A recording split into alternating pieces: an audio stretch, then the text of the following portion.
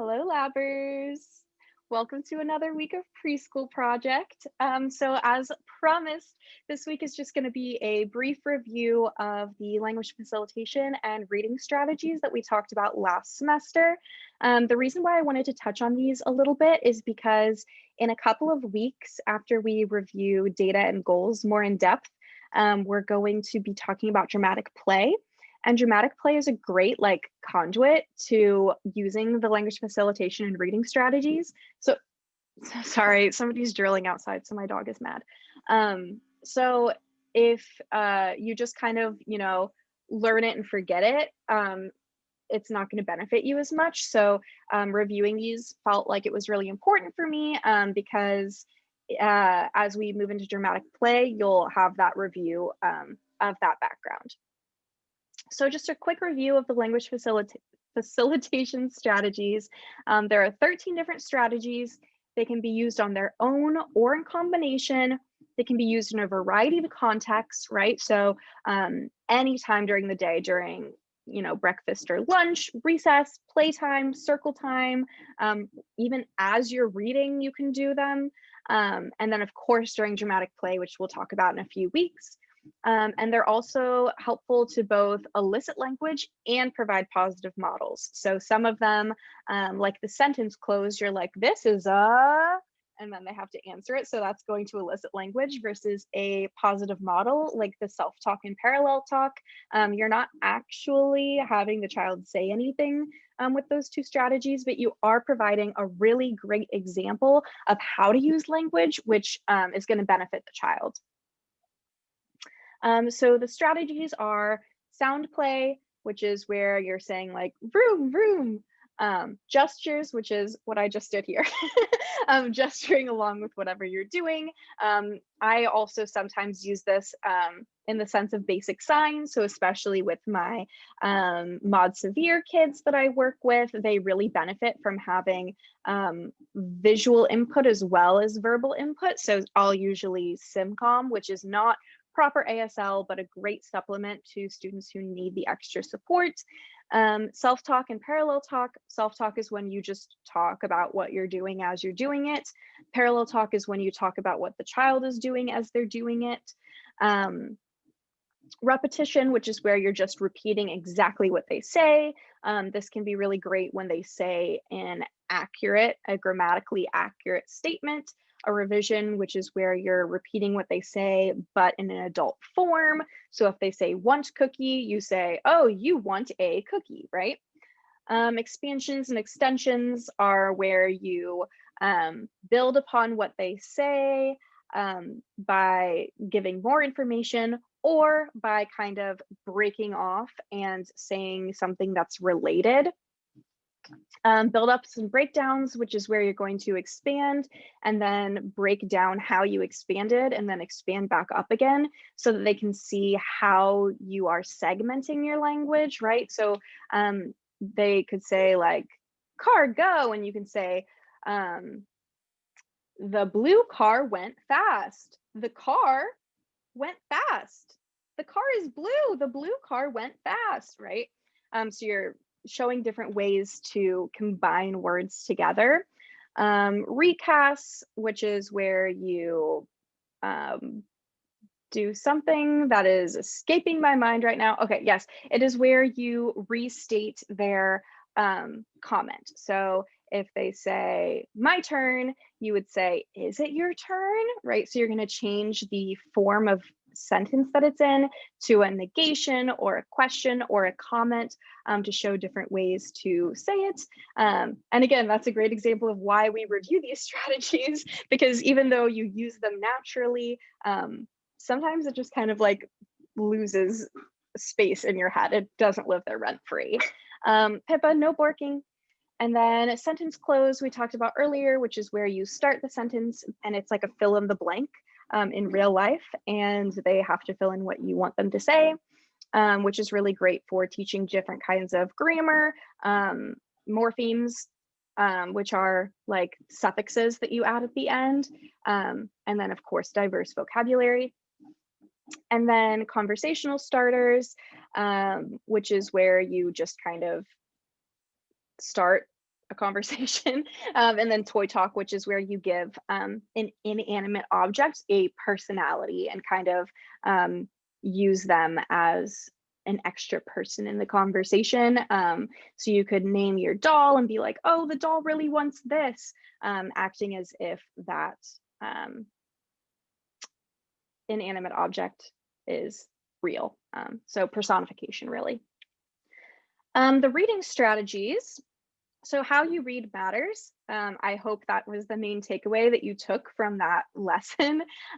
So we talked about that circle, the cyclical cycle of, that was really redundant, the cyclical nature of reading, right? So if you're good at it and you like it, you're going to read more.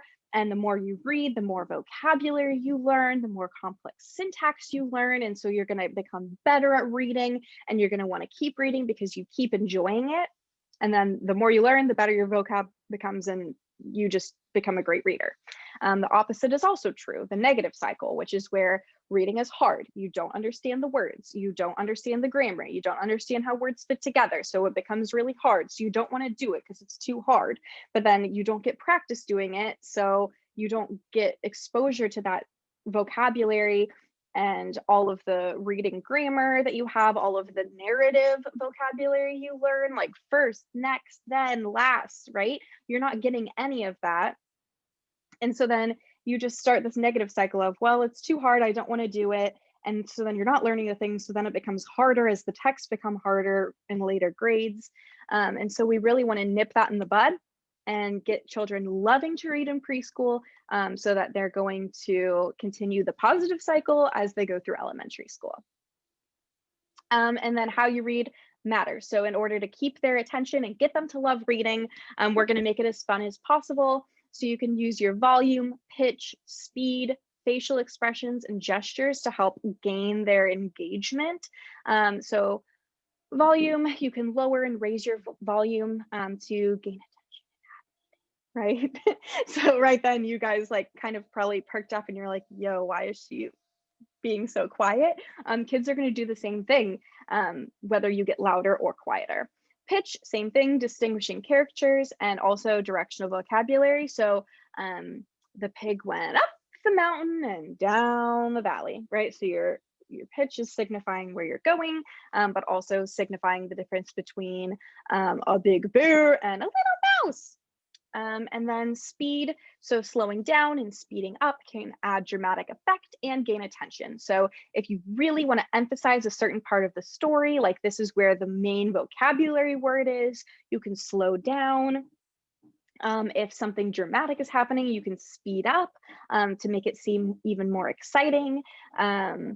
And then facial expressions help tie words with feelings. So emotional vocabulary is starting to develop in this age. So it's very, very important for if you're talking about something sad or something happy happening, that your face matches what the tone of the story is, right? So if a character gets hurt, you're going to be talking in more of a sad tone with a sadder facial expression, like, oh, they got hurt, because then the students are going to tie your tone and your face with something sad happening, and they're going to start building those connections of, okay, when their face looks like that and they sound like that, they're sad. When this happens, somebody is sad.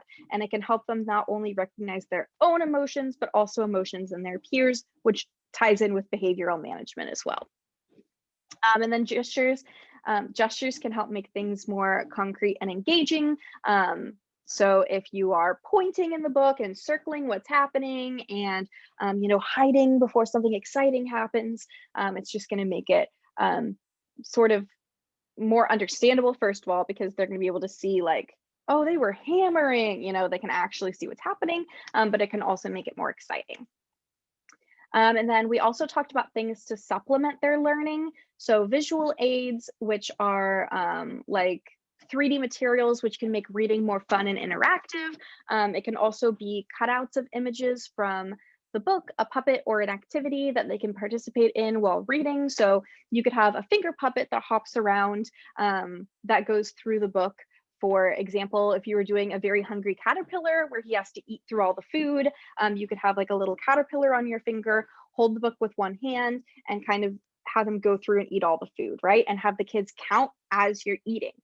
So in a very hungry caterpillar, you have there's like 4 strawberries, 5 oranges, right? And so you could be like, okay, the next day he was still hungry, so he ate through 4 strawberries.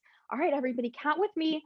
1, 2, 3, 4. He ate through 4 strawberries and he was still hungry, right? And so it's keeping the kid engaged, because instead of just pointing, there's like a little cute caterpillar and they feel like he's eating. They're counting him eat instead of just you pointing and they're counting fruit, right? So it just makes it more fun and interactive. I'm going to stop recording for a second and come right back if I can do that, because I have a couple of books here with me. So I'll be right back. Okay, I'm back. So I have pulled a couple of things that I've made throughout my time as a clinician, but also student clinician, I apologize, but also as a nanny. I would make a lot of materials as well. So this book that I have, it's a little worn because my nanny baby loves this. Like, it is the most fun book to him. He would purposefully go and unzip my backpack that I bring just to find this book, because it was so much more interesting than the books he had at his house, because there was, you know, participation involved. So you can see here, this is called Mouse's First Spring. It's about a mouse who goes through and finds a bunch of different things, and then the wind blows them away. So here you can see he's walking with his mom. You flip to the next page, and it says here, there in the grass, Mouse found something glittery and flittery. What can it be? Wondered Mouse. And so that's where you would pause. And usually this question mark wouldn't be there. This is something I've added. And so you have to think, what is something that's glittery and flittery? And you can maybe give some hints. The kids might yell out some things. And then, look, says Mama, it's a butterfly, right? And so you undo the secret, right? So at first it's a secret, and then they figure it out together. And then the next page, it says, then whoosh blew the wind, and fluttery buttery, the butterfly flew away, right? And so at this point, I would usually, when I was reading this in a circle time to preschoolers, I would pretend to blow, and I would have them all blow with me. And I would say, okay, everybody says whoosh. And then as they blow, I would pull this off, and then we would either throw it into like the crowd and the students would catch it, and then they could hold it for the rest of the book. And then at the end, we would put them all on a felt board behind me. Or we would just put it directly on the felt board, depending on their behavior that day, because you don't want to have anything too distracting if the kids are already squirrely. And you can see that kind of repeats throughout the book. You have to wonder what's coming next.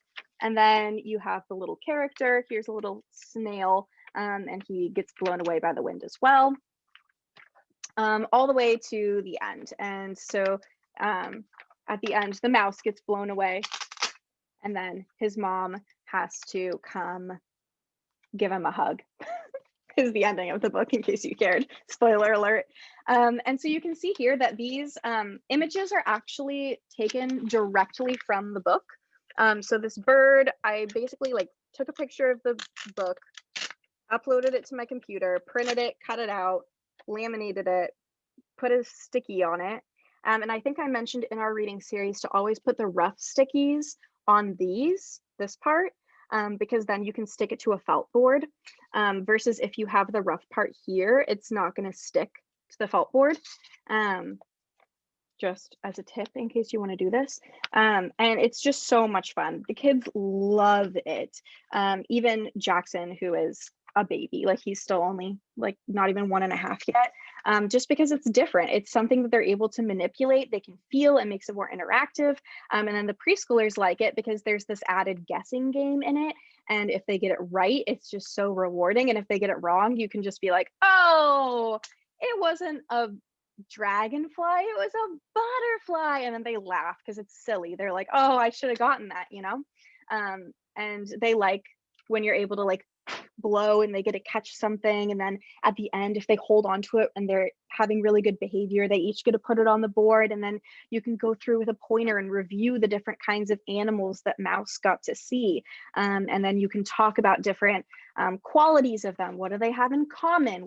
What's different about them? And it can just really spark a lot of diverse conversation that you wouldn't get if you just read the book forward to back, right? So it's not just about reading a book, it's about educating them and making their learning as dynamic and interactive as possible. Because if you think about it, if you read something for class, you're not going to absorb as much as if you actually go and do things hands-on, which again is why next week we're going to be doing more like video goal writing or video data taking, because just like reading about something isn't the same as actually experiencing it and doing it yourself.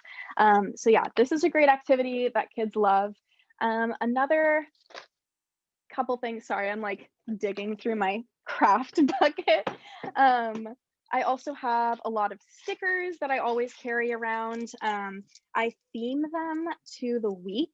And then I also will make sticker charts for each of the kids in the class, so that I can just carry all those with me and be like, hey, like, look at all these stickers you have. And it's just really rewarding for them. So you can see here, I have like, here I have some dessert ones. Here I have some cat ones. Here I just have ones of like Britain, I guess. But yeah, there's lots of different themes. I've done like a sea theme before. And then, sorry, I'm just digging through here to see if there's anything else that you guys might be interested in. You can skip forward like 3 minutes if you want. These I love. So I have these countdown cards. They go like 1 through 10.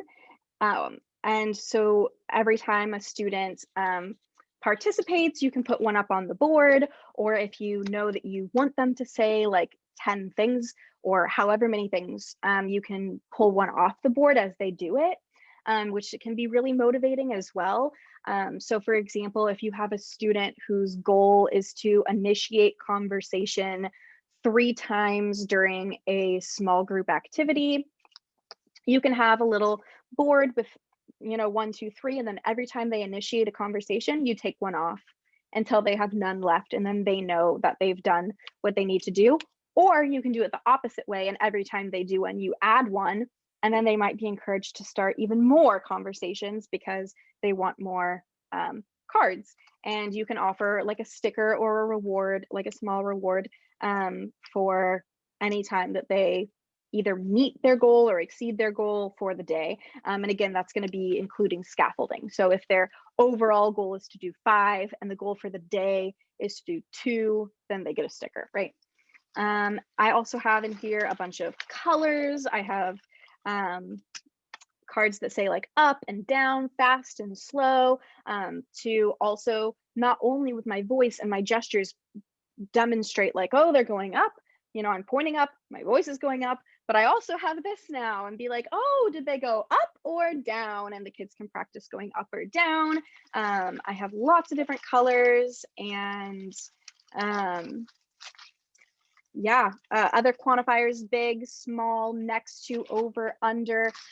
In this bag, I have a bunch of verbs, like run, drop, whatever.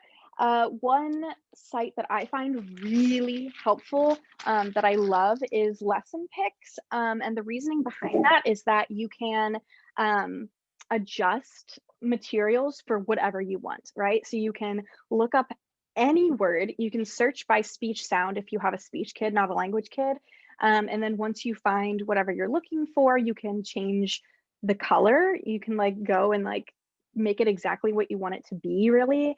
And they're all like little kitty like drawings, so it works great for preschool and elementary aged kids. So here, like, here's a trampoline, here's sand, so you can use this to like reinforce rewards, or you can also make it work for you for books. So for example, I had a book about a leprechaun when I was teaching in a preschool, and like it was basically like a recipe to make a leprechaun.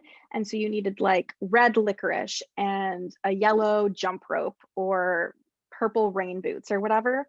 And so I was able to just go on lesson picks and search like jump rope, and they would come up with a picture, and then I could go and modify it to be specifically a yellow jump rope.